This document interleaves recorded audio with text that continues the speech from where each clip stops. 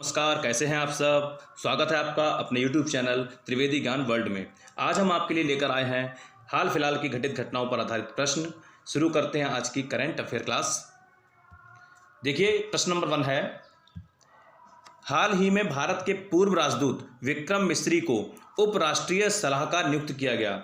इससे पहले वे किस देश के राजदूत थे?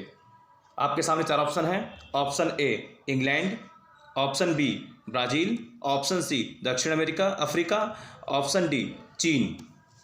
4 ऑप्शन आपके सामने हैं। सीधा सीधा मैं आंसर देना चाहूँगा। इसका आंसर है ऑप्शन डी चीन। ये जो है आईएफएस जिनकी हम बात कर रहे हैं, विक्रम मिस्री, ये आईएफएस के 1989 बैच के अधिकारी हैं और इनके स्थान पर चीन में जो भारत के राजदूत बनाए गए हैं उनका नाम है प्रदीप कुमार रावत। और अब ये जो आपके हैं, ये भारत के उपराष्ट्रीय सुरक्षा सलाहकार नियुक्त किए गए हैं। और ये उपराष्ट्रीय सुरक्षा सलाहकार जो है, आपने राष्ट्रीय सुरक्षा सलाहकार यानी कि एनएसए, राष्ट्रीय सुरक्षा सलाहकार के जो प्रमुख हैं उनका नाम सुना होगा। उनका नाम है अजीत डोभाल। अजीत डोभाल, ये अजीत डोभाल के डिप्टी बने हैं। अजीत डोभाल, ये अजीत डोभाल के डिप्टी हैं। चलिए अगले क्वेश्चन तरफ बढ़ते हैं। क्वेश्चन नंबर 2 है, आरबीआई ने एक्सिस बैंक और आईडीबीआई बैंक पर हाल ही में कितने रुपए का जुर्माना लगाया है?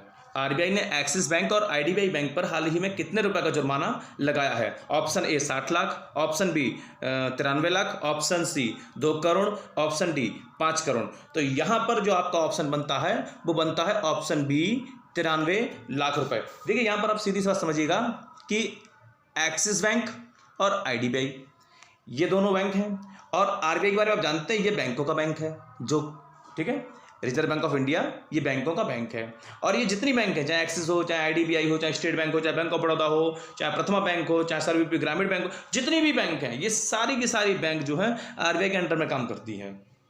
तो है क्या कि इनके कुछ रूल्स और रेगुलेशंस होते हैं, नियम, कुछ ऐसे समझ लीजिए, कुछ नियम होते हैं और उन नियमों के अंदर रहकर बैंकों को काम करना पड़ता है। कहा यह जाता है कि एक्सिस बैंक और आईडीबीआई ने रेगुलेटरी जो इनके नियम होते हैं, यानी कि जो नियमित आपकी कार्रवाई होनी चाहिए बैंकों के अंदर, जिसमें जैसे मैं एक नाम लेता हूं कि बैंकों को अपने सेविंग अकाउंट में, ठीक है, जिसको आप बचत खाता बोलते हैं, सेविंग अकाउंट में कुछ ना कुछ धनराशि बचा के रखना चाहिए। ऐसा इन बैंकों ने नहीं किया और इसी के तहत, और भी कुछ कारण थे, इसी के तहत आरबीआई ने इन दोनों बैंकों पर 93 लाख रुपए का जुर्माना लगाया है।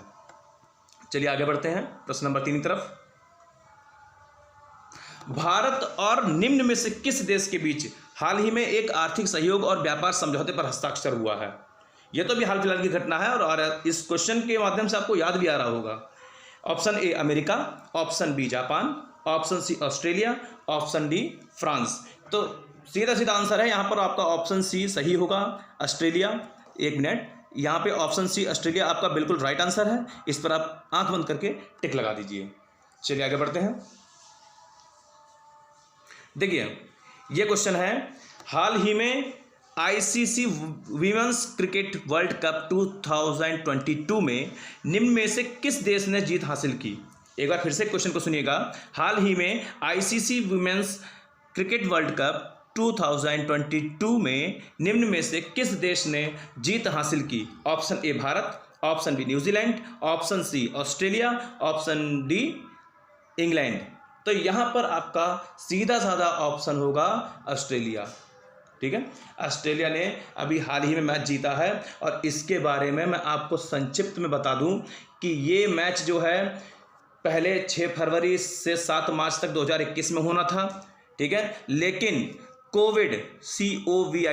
कोविड प्रोटोकॉल के तहत क्या हुआ कि इसको 1 साल के लिए डिले कर दिया गया, यानी आगे बढ़ा दिया गया। ठीक है, और फिर जो उसके बाद जब ये मैच हुआ तो ये 4 मार्च 2022 से स्टार्ट हुआ और इसमें जो जीतने वाला कंट्री है उसका नाम है ऑस्ट्रेलिया। आपका ये क्वेश्चन पक्का हो गया है।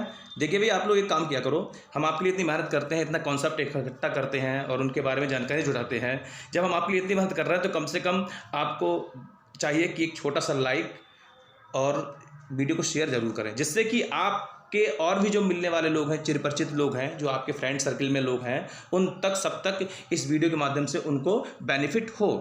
ठीक है, तो आगे से आप इस बात का ध्यान रखना, एक लाइक तो जरूर बनता है और लाइक के साथ ही साथ आप वीडियो को शेयर जरूर करें। चलिए बढ़ते हैं आगे क्वेश्चन नंबर 5 की तरफ।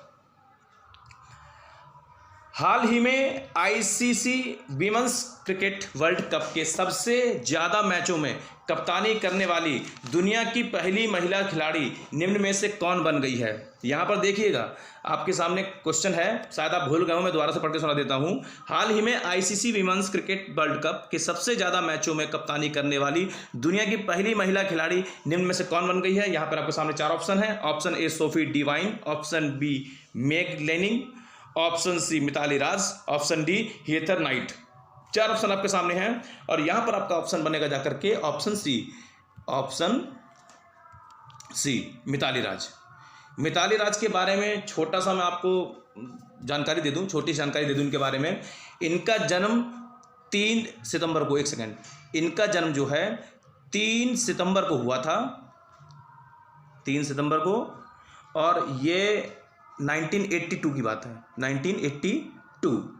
ये भारतीय महिला क्रिकेट टीम की कप्तान, टेस्ट क्रिकेट में दोहरा शतक बनाने वाली पहली महिला, इनके बारे में बात कर रहा हूँ, आप समझिएगा।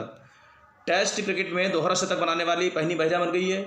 जून 2018 में ये 2020 अंतर्राष्ट्रीय 2020 जो आपका इंटरनेशनल क्रिकेट होता है, उसमें इन्होंने 2000 रन बनाने वाली पहली महिला का खिताब लिया है, पहले बल्लेबाज का खिताब लिया है। वनडे इंटरनेशनल क्रिकेट में 6000, यानी कि जो आपका वनडे जो इंटरनेशनल क्रिकेट है उसमें भी इन्होंने 6000 से ज़्यादा रन बनाए हैं। वनडे क्रिकेट में कितने? 6000 से ज़्यादा रन बना करके ये एकमात्र महिला क्रिकेटर बनी है, यानी कि एकमात्र महिला क्रिकेटर, यानी इनकी टक्कर की कोई दूसरी महिला है ही नहीं जिसने 6000 से ज़्यादा रन वनडे क्रिकेट में बनाए हों। ठीक है, उसके साथ ही साथ इन्होंने T20, स्पेस बहुत कम रह जाता है, T20 जो T20 वर्ल्ड कप होता है उसमें इन्होंने 2000 से ज़्यादा रन बनाए हैं या इससे भी अधिक बनाए हैं। तो ये मिताली राज की सब विशेषताएं थी जो मैंने आपको बताई थी। तो इसका आंसर क्या होगा? ऑप्शन सी मिताली राज। चलिए अगले क्वेश्चन तरफ बढ़ते हैं।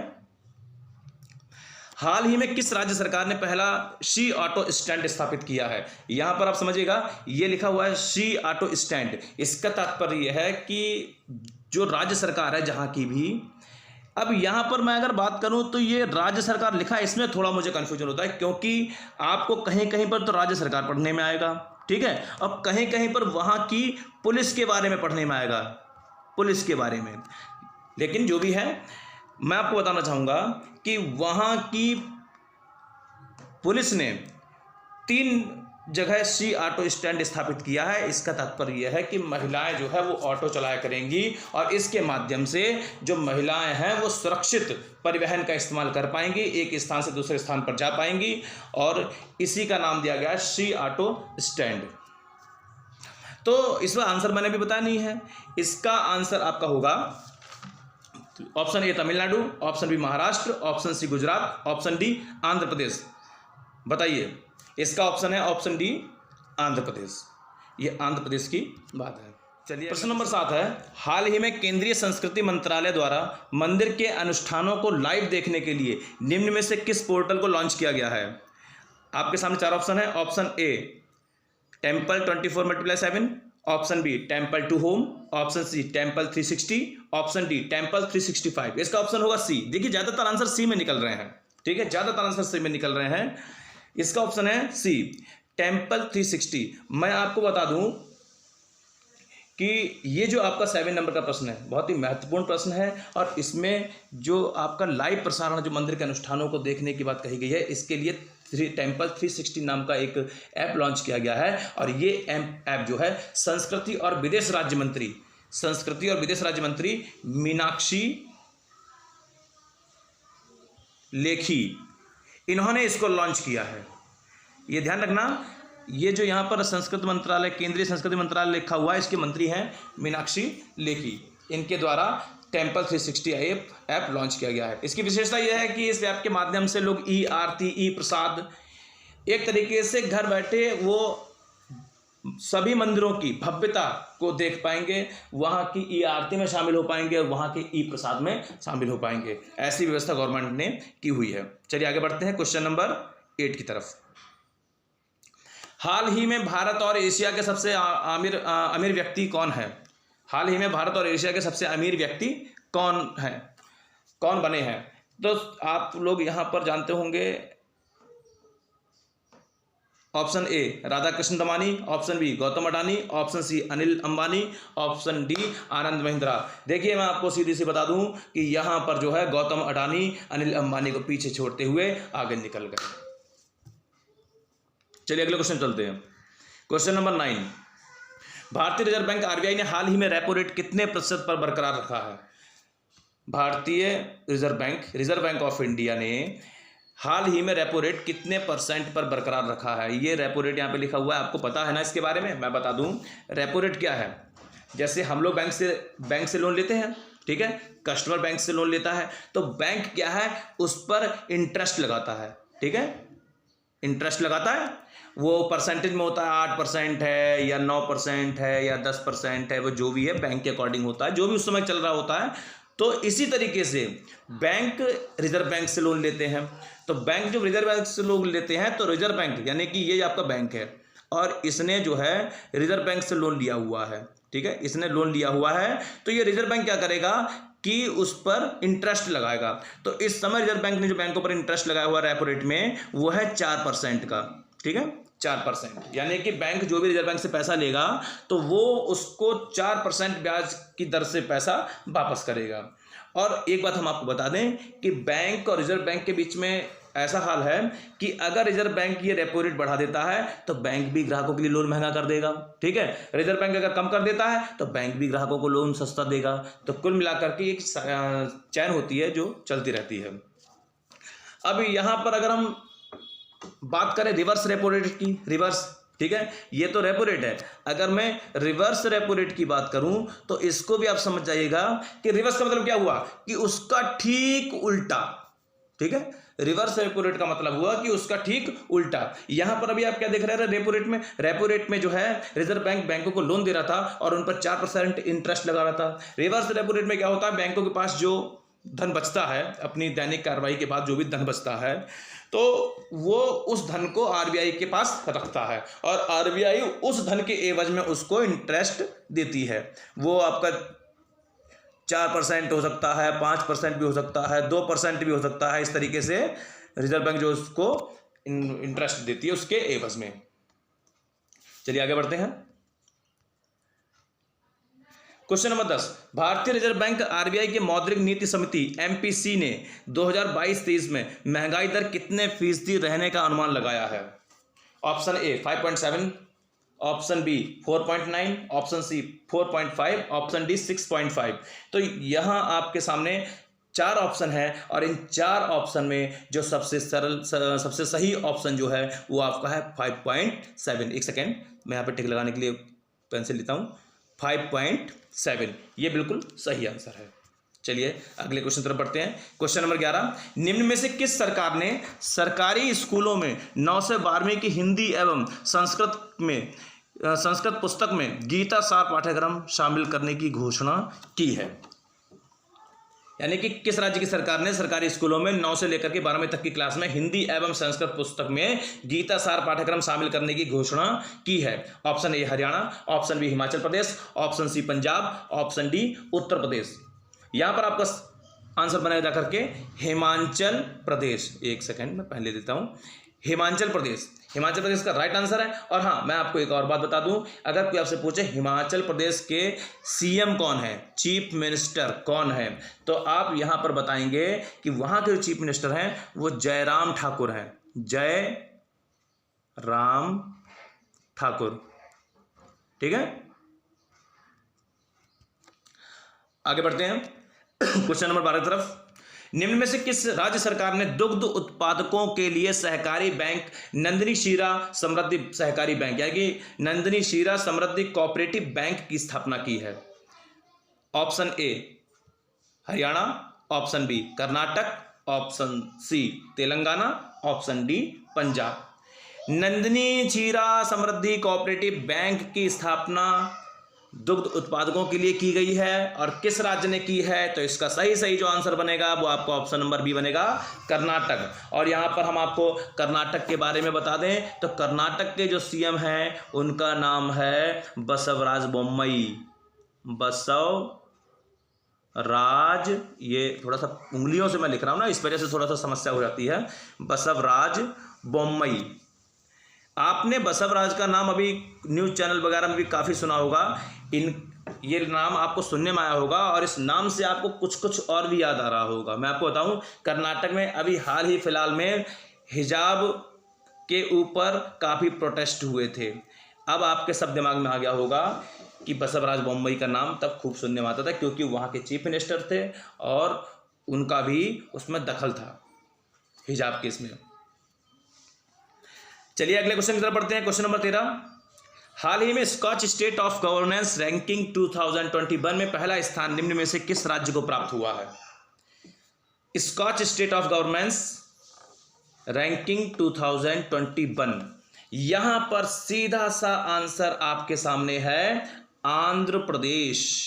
ऑप्शन नंबर बढ़ते हैं।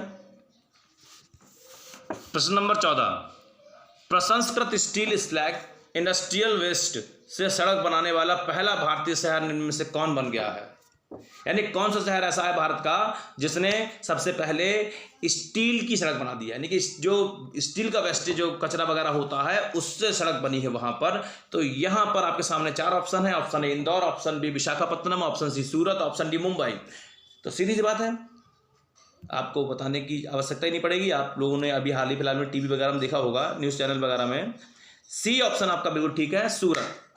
सूरत में सबसे पहले आपकी स्टील के कचरे से सड़क बनी है। अगले क्वेश्चन तरफ बढ़ते हैं, क्वेश्चन नंबर 15 की तरफ।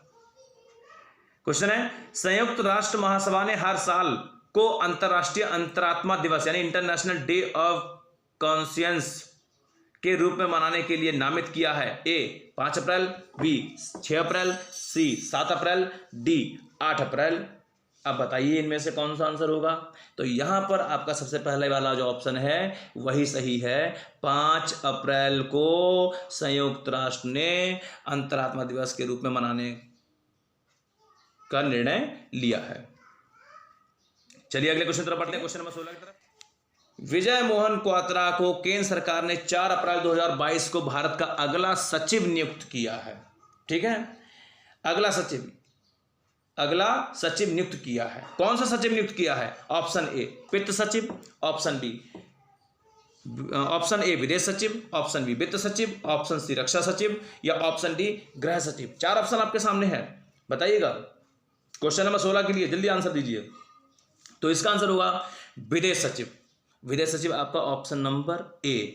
और थोड़ी सी मैं यहाँ पे जानकारी दे दूं, यह भारत के राजनयिक और नेपाल के वर्तमान भारतीय राजदूत भी हैं। ठीक है, ये भारतीय राजनयिक और नेपाल के वर्तमान भारतीय राजदूत हैं। और मई 2000, देखिए यहाँ पे लिखता हूँ मैं, मई 2022 से ये 34वें विदेश सचिव बनेंगे, भारत के 34वें विदेश सचिव। ठीक है, अब आपसे अगर कोई पूछे कि भाई 33वें विदेश सचिव कौन से हैं, तो 33वें विदेश सचिव जो है उनका नाम होगा हर्षवर्धन